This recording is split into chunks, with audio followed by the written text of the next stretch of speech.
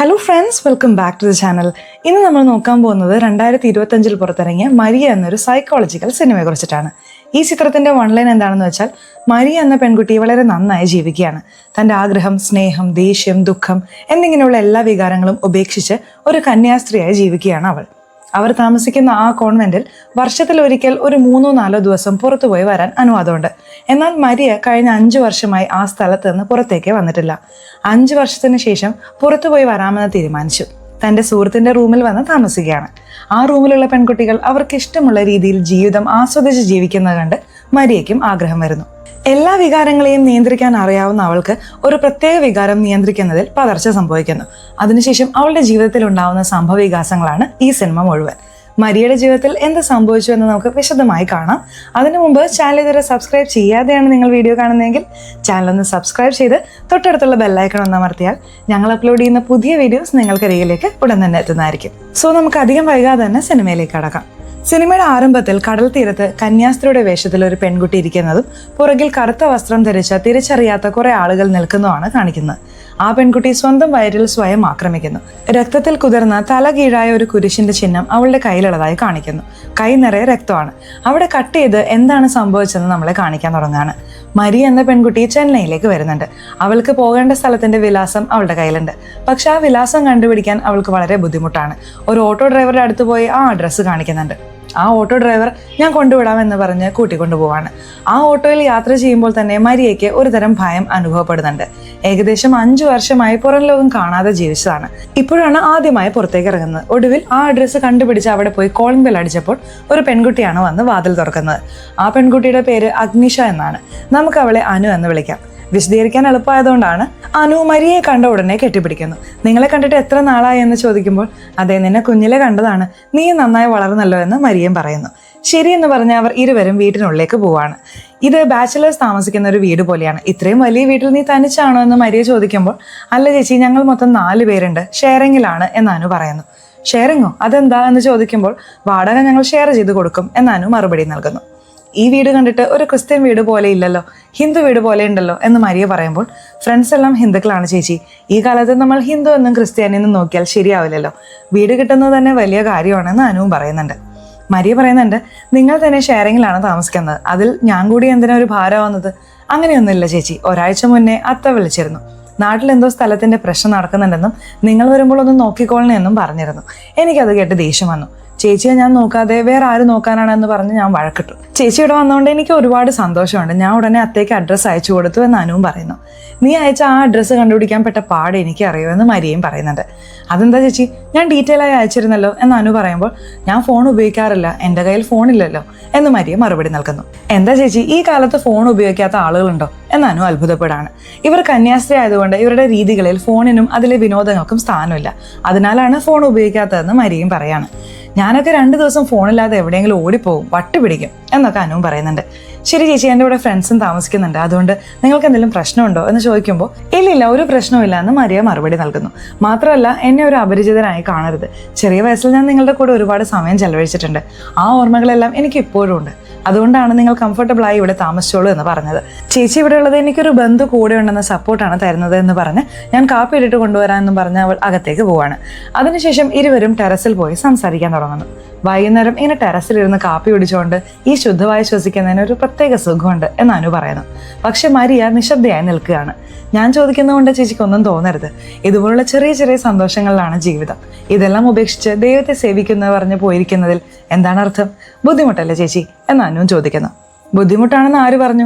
നിനക്ക് ഈ ജീവിതം തന്നത് ദൈവമാണ്. നമ്മളെല്ലാം ദൈവത്തോട് കടപ്പെട്ടിരിക്കുന്നു. ചിലർ മാത്രമേ ആ കടം തിരികെ നൽകുള്ളൂ. അതിലൊരാളാണ് ഞാൻ. എനിക്കൊരു കഷ്ടപ്പാടുമില്ല. അതേസമയം ഞാൻ എന്നെ തന്നെ ത്യജിക്കുന്നു എന്നർത്ഥമില്ല. ഞാനിതെല്ലാം ചെയ്യുന്നതുകൊണ്ട് മരിച്ചതിന് ശേഷം സ്വർഗത്തിൽ പോകുമെന്ന് ഞാൻ വിശ്വസിക്കുന്നു എന്ന് മരിയയും പറയുന്നു. അതിന് അനു പറയാണ്, ജീവിക്കുമ്പോൾ ഒന്നും അനുഭവിക്കാതെ മരിച്ചതിന് ശേഷം സ്വർഗത്തിൽ പോകണമെന്ന് ചിന്തിക്കുന്നതിനേക്കാൾ ജീവിക്കുമ്പോൾ എല്ലാം അനുഭവിച്ചിട്ട് നരകത്തിൽ പോയാലും മതി. പെട്ടെന്ന് അനു സ്വയം തിരുത്തുന്നു. അയ്യോ സോറി ചേച്ചി, ഞാൻ മനസ്സിലുള്ളത് പെട്ടെന്ന് പറഞ്ഞു പോയതാണ് എന്ന് പറഞ്ഞ് ക്ഷമ ചോദിക്കുന്നു. ഈ വീടിന്റെ ഘടന എങ്ങനെയാണെന്നാൽ, മരിയയ്ക്ക് താമസിക്കാൻ വീടിന്റെ ഹോളാണ് കൊടുക്കുന്നത്. ഹോളിനോട് ചേർന്ന് അടുക്കളയുണ്ട്. റൂമുകളെല്ലാം മുകളിലാണ്. മുകളിലുള്ള റൂമിലേക്ക് പോകാൻ ഒരു വാതിലുണ്ട്. ആ വാതിൽ ഹോളിൽ നിന്ന് ലോക്ക് ചെയ്താൽ മുകളിൽ നിന്ന് ആർക്കും ഹോളിലേക്കോ അടുക്കളയിലേക്കോ വരാൻ കഴിയില്ല. അങ്ങനെ ഹോൾ ഒരു റൂം പോലെയാക്കി മരിയയ്ക്ക് താമസിക്കാൻ കൊടുക്കുന്നു. രാവിലെ ജോലിക്ക് പോയ അനുവിന്റെ സുഹൃത്തുക്കൾ വൈകുന്നേരം വീട്ടിലേക്ക് വരാണ്. വന്നവരെ മരിയയ്ക്ക് പരിചയപ്പെടുത്തി കൊടുക്കുമ്പോഴാണ് അവൾക്ക് കാര്യം മനസ്സിലാവുന്നത്. ആണുങ്ങളും പെണ്ണുങ്ങളും കലർന്നാണ് ഈ വീട്ടിൽ താമസിക്കുന്നത്. പ്രീതിയും അരുണും കപ്പിൾസായി താമസിക്കുന്നു. ഈ അനുവും വിഷ്ണു എന്നൊരാളും കപ്പിൾസായി താമസിക്കുകയാണ്. മരിയയ്ക്ക് ഇത് കാണുമ്പോൾ വിചിത്രമായാണ് തോന്നുന്നത്. എന്താണിത്, ആണുങ്ങളും പെണ്ണുങ്ങളും കല്യാണത്തിന് മുന്നേ ഇങ്ങനെ ഒരുമിച്ച് താമസിക്കുകയോ എന്നവൾ ചിന്തിക്കുകയാണ്. ആദ്യം മരിയ ഇതൊന്നും കാര്യമാക്കുന്നില്ല. 4 പേരും ഒരുമിച്ചിരുന്ന് സംസാരിക്കുകയാണ്. രാത്രി എന്ത് കഴിക്കാമെന്ന് ചർച്ച ചെയ്യുന്നുണ്ട്. നോൺ വെജ് എന്ന് ഒരാൾ പറയുന്നുണ്ട്. അപ്പോഴാണ് മരിയ അവിടെയുള്ള കാര്യം അവർ ഓർക്കുന്നത്. മരിയ നോൺ വെജ് കഴിക്കുമോ എന്ന് ചോദിക്കുമ്പോൾ വളരെ അപൂർവമായി മാത്രം, മിക്കവാറും വെജാണ് കഴിക്കുക. അപ്പോൾ അവരെ ഒഴിവാക്കി നമ്മൾ നോൺ വെജ് കഴിക്കുന്നത് ശരിയല്ല, നമുക്ക് എല്ലാവർക്കും വെജിറ്റേറിയൻ കഴിക്കാം എന്ന് അവരും തീരുമാനിക്കുന്നു. അപ്പോൾ മരിയ പറയാണ്, എനിക്ക് വേണ്ടി നിങ്ങളൊന്നും മാറ്റണ്ട, നിങ്ങൾക്ക് ഇഷ്ടമുള്ളതുപോലെ ഇരുന്നോളൂ, ഞാൻ താൽക്കാലികമായി താമസിക്കാൻ വന്നതല്ലേ, അതൊന്നും സാരമില്ല എന്ന് പറഞ്ഞ് എല്ലാവരും വെജിറ്റേറിയൻ ഫുഡ് വാങ്ങി കഴിക്കുന്നു. കഴിക്കുന്നതിന് മുൻപ് മരിയ പ്രാർത്ഥിക്കുന്നുണ്ട്. ശരി, പ്രാർത്ഥന കഴിയട്ടെ എന്ന് കരുതി അവരെല്ലാവരും കാത്തിരിക്കുകയാണ്. പ്രാർത്ഥന കഴിഞ്ഞ ശേഷം അവർ കഴിക്കാൻ തുടങ്ങുന്നുണ്ട്. അപ്പോൾ വിഷ്ണു ചോദിക്കുന്നതുകൊണ്ട് ഒന്നും തോന്നരുത്, നിങ്ങളെ കാണാൻ വളരെ ചെറുപ്പമാണ്, പക്ഷേ കന്യാസ്ത്രീയായി നിങ്ങൾക്ക് എന്ത് പ്രായം കാണും? അനുവിന് ദേഷ്യം വരുന്നുണ്ട്. ഇങ്ങനെയാണോ ചോദ്യം ചോദിക്കുന്നത് എന്ന് അവൾ ദേഷ്യപ്പെടുന്നു. അല്ലല്ല, സിനിമയിലൊക്കെ പ്രായമായവരെയാണ് കന്യാസ്ത്രീയായി കാണിക്കാറുള്ളത്. ഞാനും പ്രായമായവരെയാണ് കണ്ടിട്ടുള്ളത്. ഇത്രയും ചെറുപ്പമുള്ളൊരു കന്യാസ്ത്രീയെ ഞാൻ ആദ്യമായി കാണുന്നതുകൊണ്ടാണ് ചോദിച്ചത് എന്ന് വിഷ്ണു വ്യക്തമാക്കുന്നു. ഉടനെ അരുൺ ചോദിക്കുന്നുണ്ട്, നിങ്ങൾ എത്ര വർഷം ഇങ്ങനെ കന്യാസ്ത്രീയായി ജീവിക്കണം? ഇത്ര വർഷം അത്ര വർഷം എന്ന കണക്കില്ല, ഇത് ലൈഫ് ടൈം കമ്മിറ്റ്മെന്റ് ആണ് എന്ന് മരിയ പറയുമ്പോൾ, എന്തു പറയുന്നു, ജീവിതകാലം മുഴുവൻ നിങ്ങൾ ഇങ്ങനെ തന്നെയാണെന്നോ എന്നവർ അത്ഭുതപ്പെടാണ്. അതിന് മരിയ പറയുന്നുണ്ട്, വർഷത്തിൽ ഒരിക്കൽ ഒരു 3-4 ദിവസം പുറത്തുപോയി വരാം, അതിനൊക്കെ അനുവാദമുണ്ട്. പക്ഷെ ഞാൻ കഴിഞ്ഞ 5 വർഷമായി ആ മഠം വിട്ട് പുറത്തു വന്നിട്ടില്ല, ഇപ്പോഴാണ് ആദ്യമായി വരുന്നത്. എന്തൊക്കെയായാലും ഒരു കന്യാസ്ത്രീ ആവുക എന്നത് വളരെ കഠിനവും വെല്ലുവിളി നിറഞ്ഞതുമായ ഒരു കാര്യമാണ് അല്ലെ. ഇനിയിപ്പോ നമുക്കത് തുടരാൻ കഴിയില്ല, ഇതിൽ നിന്ന് പുറത്തു വരണമെന്ന് തോന്നിയാൽ സാധിക്കോ എന്നവർ ചോദിക്കുന്നുണ്ട്. അതിന് അനുവാദമുണ്ട്, പക്ഷെ ഒരുപാട് നിബന്ധനകളുണ്ട്.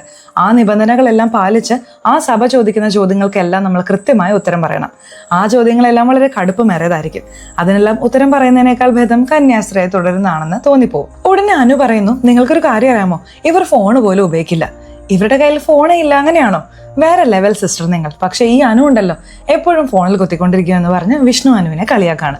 പാത്രങ്ങൾ കഴുകിക്കൊണ്ടിരിക്കുമ്പോൾ മരിയ അങ്ങോട്ടേക്ക് വരുന്നുണ്ട്. ചോദിക്കുന്നതുകൊണ്ട് ഒന്നും വിചാരിക്കരുത്, നീ നിന്റെ ഫ്രണ്ട്സിന്റെ കൂടെയാണ് താമസിക്കുന്നതെന്നല്ലേ പറഞ്ഞത്, പക്ഷെ ആണുങ്ങൾ ഉണ്ടാവുമെന്ന് പറഞ്ഞില്ലല്ലോ.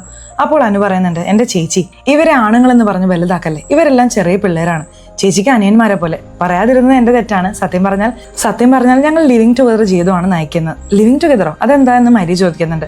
അപ്പോഴാണ് അനു അത് വിശദീകരിക്കുന്നത്. ഇവരിരുവരും ഒരുമിച്ചാണ് താമസിക്കുന്നത്. ഇവർക്ക് പരസ്പരം ചേരുമെന്ന് തോന്നിയാൽ ഈ ബന്ധം അടുത്ത ഘട്ടത്തിലേക്ക് കൊണ്ടുപോയി കല്യാണം കഴിക്കും.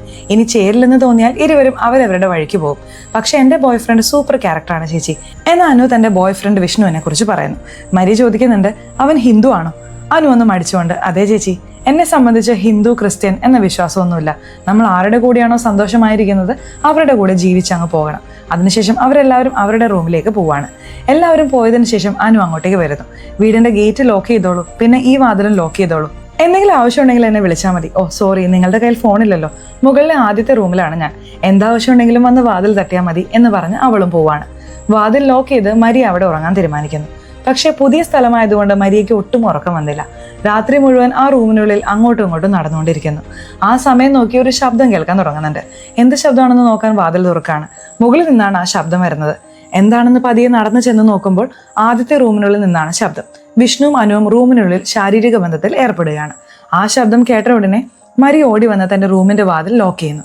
മുട്ടുകുത്തിയിരുന്ന് ഇതൊക്കെ എന്തിനാണ് എന്റെ കാതുകളിൽ കേൾപ്പിക്കുന്നത് എന്ന് പറഞ്ഞ് അവൾ വിഷമിക്കുകയാണ്. അടുത്ത ദിവസം രാവിലെ ആവുന്നു.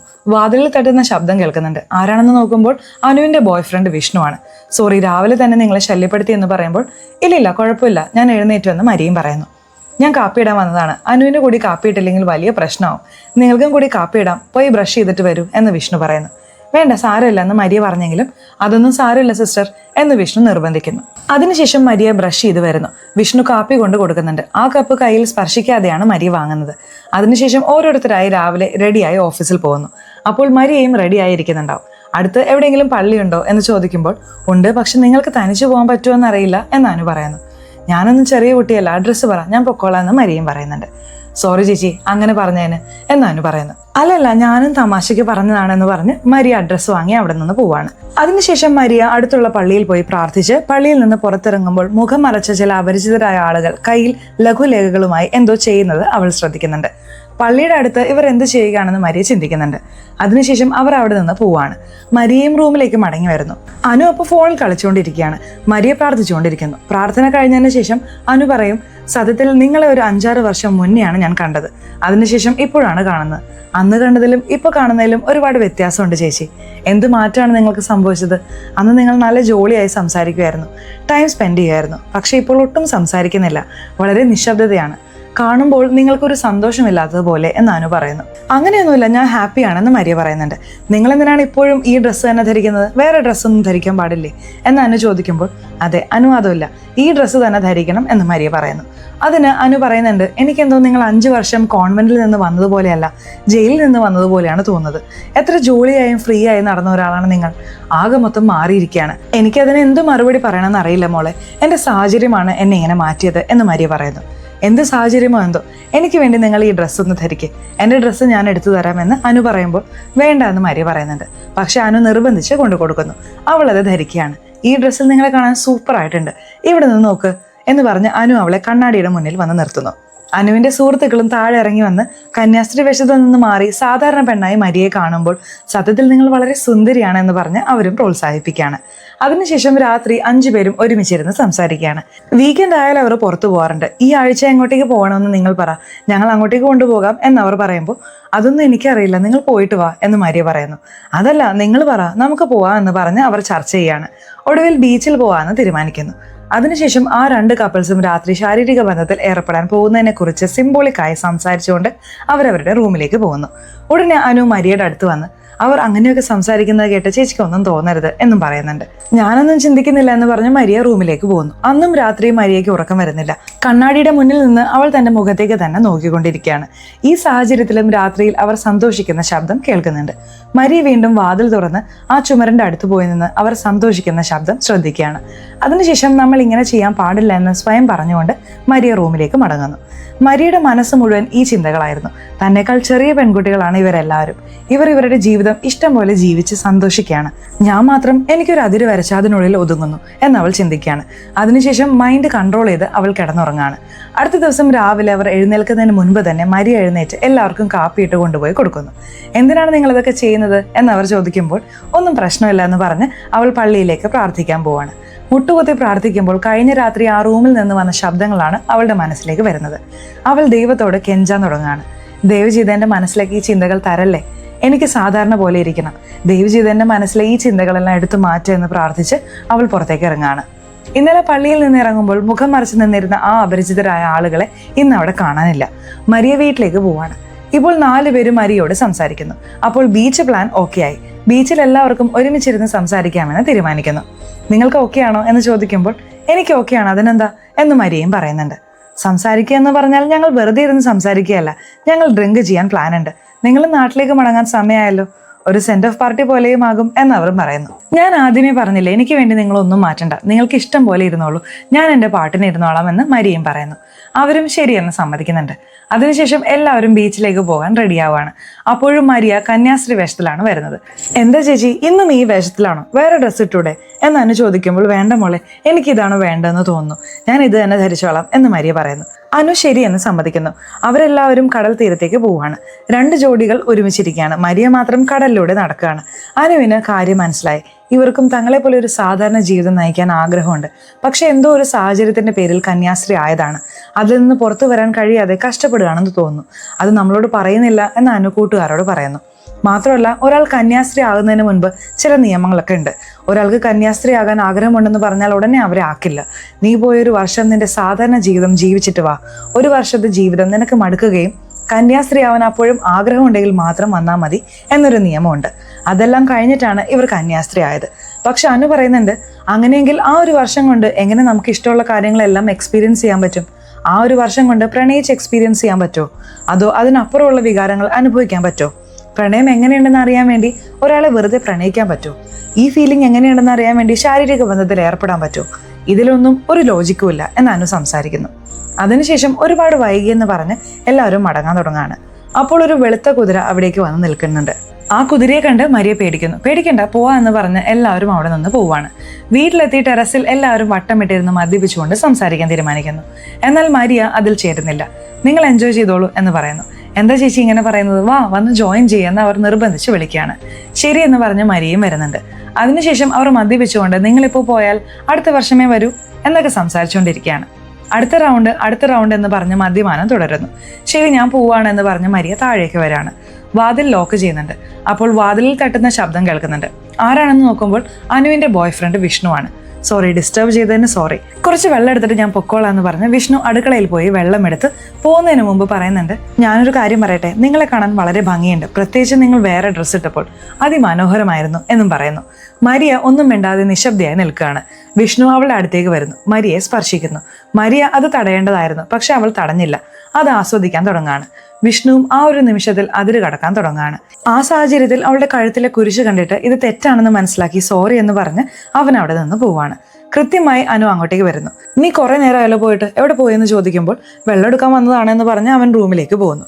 അനു താഴെ വന്ന് ശരി ചേച്ചി, നിങ്ങൾ ഗേറ്റ് ലോക്ക് ചെയ്ത് വാതിൽ ലോക്ക് ചെയ്ത് ഉറങ്ങിക്കോ എന്ന് പറഞ്ഞ് അവളും റൂമിലേക്ക് പോവാണ്. ഇപ്പോൾ മരിയ നടന്ന കാര്യങ്ങളെക്കുറിച്ച് ഓർത്ത് ആലോചിക്കുകയാണ്. അവൾക്കും അതിൽ ആഗ്രഹമുണ്ട്, പക്ഷെ അതെല്ലാം തെറ്റാണെന്ന് ഓർത്ത് അവൾ കരയാൻ തുടങ്ങുകയാണ്. ദൈവത്തിന് മുന്നിൽ മുട്ടുകുത്തിയിരുന്ന് കരയുന്നു.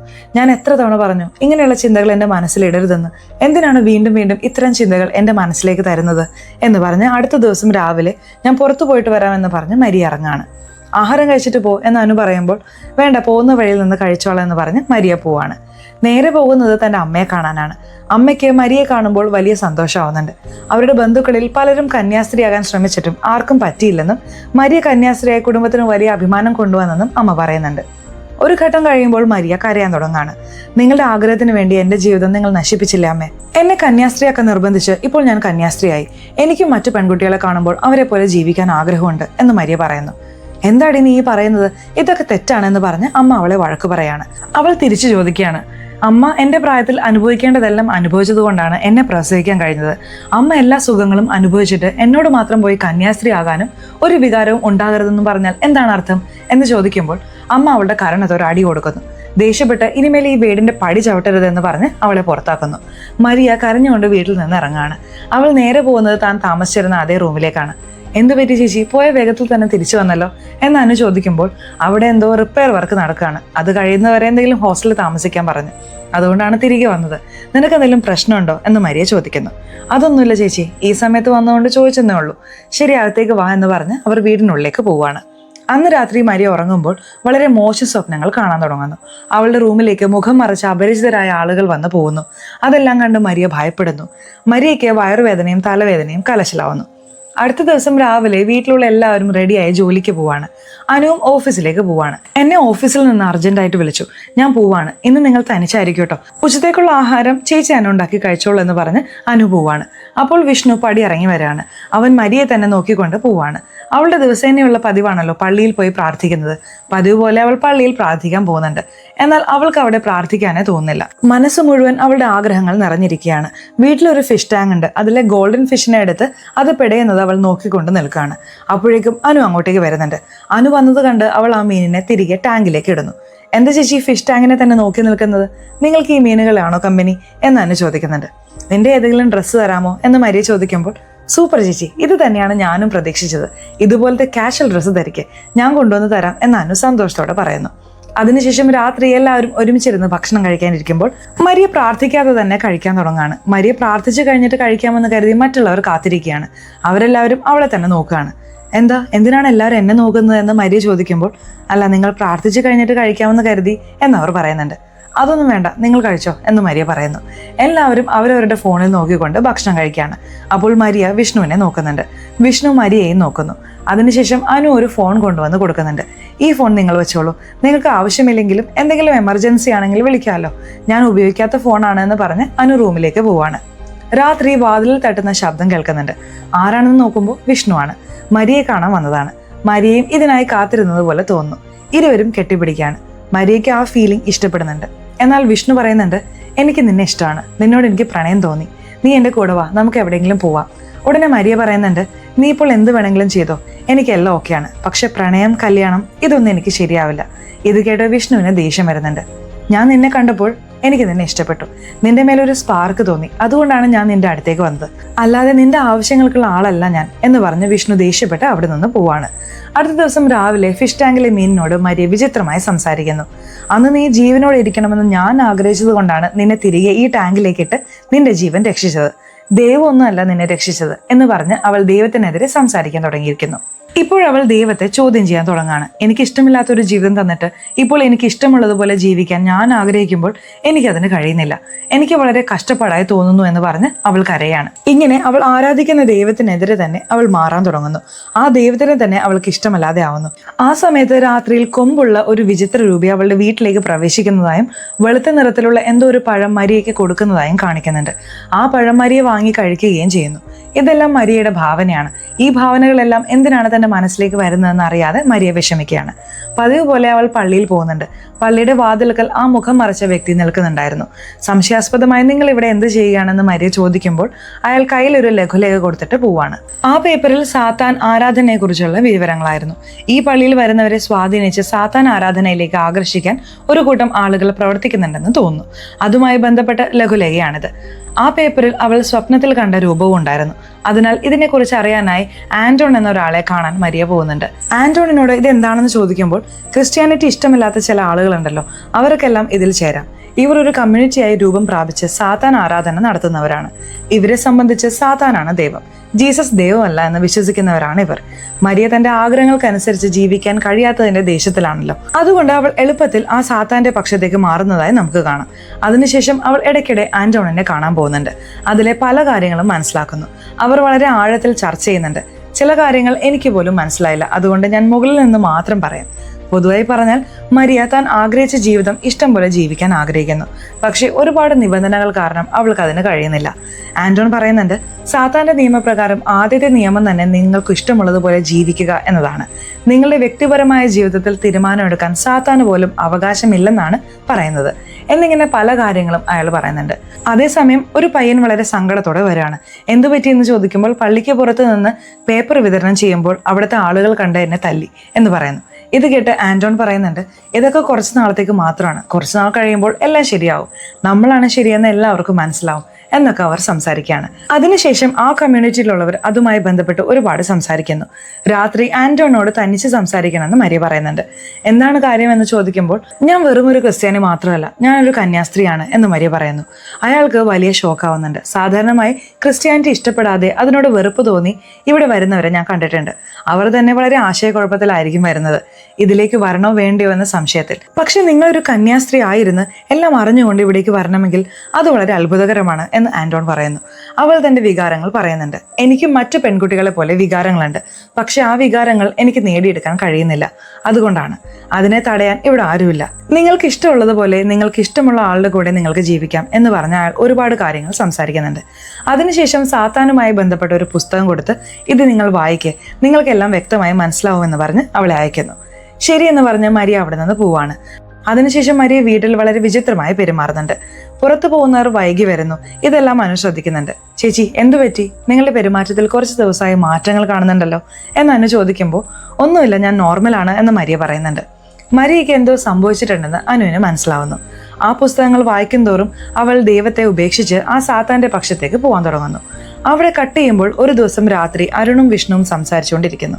വിഷ്ണു തുടർച്ചയായി മരിയെക്കുറിച്ച് ചോദിച്ചുകൊണ്ടേയിരിക്കുന്നു. നീ എന്താടാ അവളെക്കുറിച്ച് തന്നെ ചോദിച്ചുകൊണ്ടിരിക്കുന്നത് എന്ന് അരുൺ ചോദിക്കുമ്പോൾ അവൻ സത്യം പറയുന്നുണ്ട്. ഇന്നൊരു അവസരം കിട്ടിയതാണ്, ആ അവസരം ഞാൻ മിസ് ചെയ്തു. എന്തിനു മിസ് ചെയ്തു എന്ന് അരുൺ ചോദിക്കുമ്പോൾ എനിക്ക് അവളോടൊരു ഫീലിംഗ് തോന്നി. ഞാൻ ആ ഫീലിംഗ് പറഞ്ഞു, പക്ഷെ അവൾ ശാരീരിക ബന്ധത്തിനാണ് ശ്രമിച്ചത്, അതുകൊണ്ടാണ് എന്ന് വിഷ്ണു പറയുന്നു. അപ്പോൾ അരുൺ വിഷ്ണുവിനോട് പറയുന്നുണ്ട്, എടാ നിനക്ക് പ്രണയിക്കാൻ അനു ഉണ്ടല്ലോ, ഇങ്ങനെ ഒരു അവസരം കിട്ടിയാൽ അത് ഉപയോഗിക്കണമായിരുന്നു, അതും എൻ്റെ കൂടെ നിന്നിട്ട്.